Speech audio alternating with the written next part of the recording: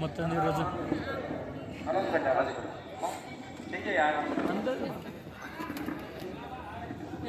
Stage అనేది కూర్చున్నాడా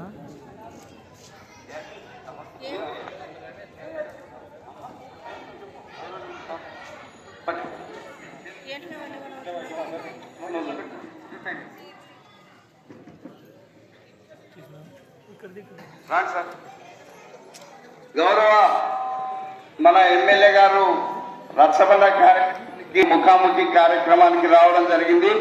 అదేవిధంగా ఈ కార్యక్రమానికి పెద్దలు లక్కసారం లక్ష్మీరెడ్డి అన్న గారు కూడా జరిగింది.